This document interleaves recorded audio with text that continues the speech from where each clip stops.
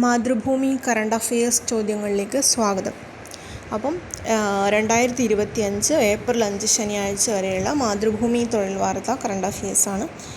ഏഷ്യയിലെ ഏറ്റവും വലിയ വ്യോമ പ്രദർശനമായ എയ്റോ ഇന്ത്യയുടെ എത്രാമത്തെ എഡിഷനാണ് ഫെബ്രുവരി 10 മുതൽ 14 വരെ ബാംഗ്ലൂരിലെ യലഹങ്ക എയർഫോഴ്സ് സ്റ്റേഷനിൽ നടന്നത്? അത് 15ാമത്തേതാണ്. ഏഷ്യയിലെ ഏറ്റവും വലിയ വ്യോമ പ്രദർശനമായ എയ്റോ ഇന്ത്യയുടെ എത്രാമത് എഡിഷനാണ് ഫെബ്രുവരി 10 മുതൽ 14 വരെ ബാംഗ്ലൂരിലെ യലഹങ്ക ഫോഴ്സ് സ്റ്റേഷനിൽ നടന്നത്? 15. രാജ്യത്തെ ആദ്യത്തെ വനിതാ സ്കൂബ ഡൈവിംഗ് ടീം കേരളത്തിൽ പ്രവർത്തനം തുടങ്ങി. ടീമിൻ്റെ പേരാണ് ഗ്യാനറ്റ്സ്. വെള്ളത്തിനടിയിൽ 30 അടി താഴ്ചയിൽ വരെ ചെന്ന് മീൻ പിടിക്കാൻ ശേഷിയുള്ള ഒരിനം കടൽപക്ഷിയുടെ പേരാണ് ഗ്യാനറ്റ്.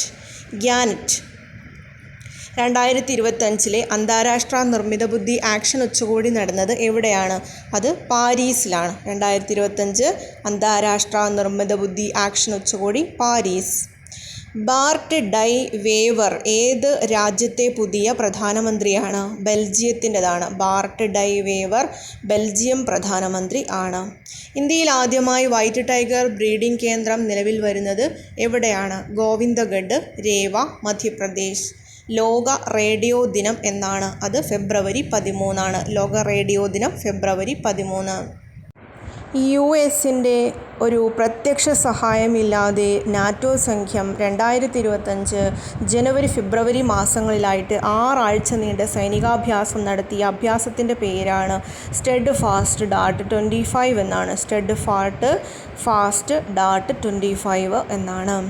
അടുത്തിടെ അന്തരിച്ച സാം നുയോമ ഏത് രാജ്യത്തിൻ്റെ പ്രഥമ പ്രസിഡൻ്റായിരുന്നു? നമീബിയയുടേതാണ്. സാം നുയോമ 95 വയസ്സുള്ള വ്യക്തിയായിരുന്നു. അദ്ദേഹം അന്തരിച്ചു. അദ്ദേഹം ഏത് രാജ്യത്തിൻ്റെ പ്രഥമ പ്രസിഡൻ്റായിരുന്നു? നമീബിയയുടേതാണ്.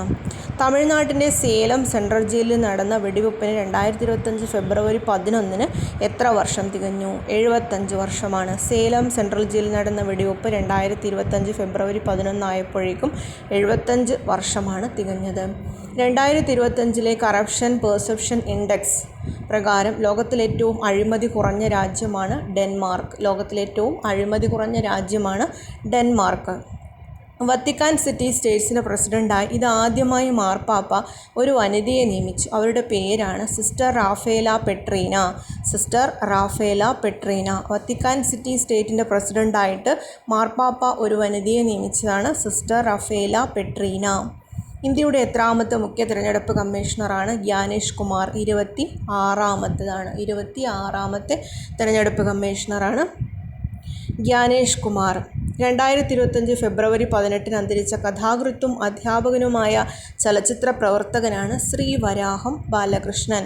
രാജ്യത്തെ 6 ദേശീയ പാർട്ടികൾക്ക് 2023-24 വർഷം ലഭിച്ച വരുമാനത്തിൽ ഏറ്റവും കൂടുതലുള്ളത് BJPക്കാണ്. ഏറ്റവും കൂടുതൽ വരുമാനം ലഭിച്ചത് BJP. കേരള സംസ്ഥാന വിനോദസഞ്ചാര വകുപ്പ് നൽകുന്ന നിശാഗന്ധി പുരസ്കാരം ലഭിച്ചതാണ് രാജേന്ദ്ര ഗംഗാനിക്കാണ്. പണ്ഡിറ്റ് രാജേന്ദ്ര ഗംഗാനി. കേരള സംസ്ഥാന വിനോദസഞ്ചാര വകുപ്പ് നൽകുന്ന 2025 നിശാഗന്ധി പുരസ്കാരം പണ്ഡിറ്റ് രാജേന്ദ്ര ഗംഗാനിക്കാണ്. 2025 ലോക പയറുവർഗ്ഗ ദിനത്തിൻ്റെ വിഷയമാണ് അതിൻ്റെ pulses bringing diversity to agro food system എന്നാണ്. ഫെബ്രുവരി 10 പയറുവർഗ്ഗ ദിനാചരണം നടന്നത്. Pulses bringing diversity to agro food system. Bringing diversity to agro food system.